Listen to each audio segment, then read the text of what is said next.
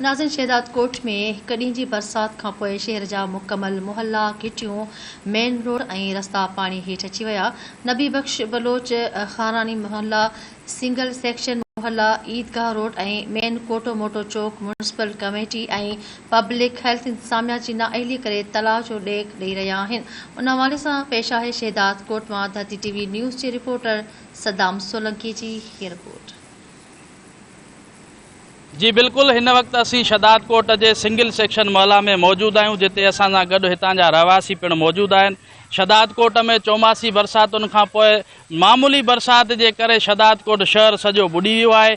कोटू मोटू main चौक ते single section boys high school खां खारानी महला हाजी नबी बख्श महला समेत शहर जा महला जेके आहिनि त पाणी हेठि अची विया आहिनि ऐं हितां जा रोड रस्ता आहिनि उहे मुकमल पाणी जे हेठि अची विया आहिनि। ऐं हितां जा रहवासी चवनि पिया त हितां जा जेको TMO आहे असांजो इरशाद होलियो साहब हिन महिल ताईं असां वटि न पहुतो आहे। जॾहिं TMO इरशाद होलियो सां ॻाल्हि ॿोल थी त चवणु आहे त हितां जा जेको पब्लिक SDO आहे उहो असां सां तावन न पियो करे ऐं हितां जा डिस्पोज़ल जेके आहिनि त मुकमल बंदि रहिया आहिनि। हितां जा जेके TMO ऐं जेको असांजो डिस्पोज़ल इंचार्ज आहे संदेश कुमार उहे ॿई हितां जा ज़िम्मेवार आहिनि। अचो त हितां जे रहवासियुनि सां ॻाल्हि ॿोल कयूं त संदसि छा चवणु आहे। छो त अलाह जी महिरबानी सां बारिश त आहे।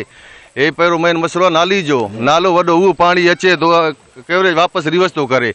हेल्थ डिपार्टमेंट वारनि खे चयासीं, फ़ोन था कयूं, नंबर नथा करनि, डिस्पोज़ल नथा हलाइनि, अलाए तेल जा पैसा खाई था वञनि। सॼो एरिया ॾिसे थो 1200 शागिर्द स्कूल पका शहर में पढ़नि था, नबी बख्श वारे में 1500 शागिर्द सिंगल सेक्शन में पढ़नि था। न रस्तो आहे न का शइ, न बीमारियूं, नंढा ॿार मासूम ॾिसो कीअं लॻो पियो आहे। स्पेशली जेकी शहदाद खारानी पट्टी आहे इन सां सफ़ा माटली को माए सलूक करे छॾियो अथनि। असां पोस्टूं बि हलायूं था, असांजो एरिया इग्नोर आहे। ब्रिटिश जे दौर खां वठी असांजो एरिया आहे, कंहिं दौर खां वठी क़दीमी असांजो एरिया आहे, पर असां एरिया खे इग्नोर आहे। तव्हां हलो, असांजे घरनि जा छत बि किरी पिया आहिनि साईं। हा, एॾी हालत लॻी पई आहे साईं इन गंदे पाणी जे करे। असांजे घरनि जे अंदरि ई गंदो पाणी आयो आहे। असांजो मुतालिबो इहो आहे, ख़ुदा रा असां ग़रीब जी हिन महिल असांखे रोज़ी कोन्हनि के असां ईअं पिया आहियूं। सफ़ाई सुथराई ही पाणी जो हशर तव्हां पाणी कढाए ॾियो असांखे, ॿियो न आहे असांखे रोड रस्ता ॾियो त असांखे कुझु ग़रीबनि खे सहूलियत शहर में वञी पंहिंजी का रोज़ी त करे सघूं।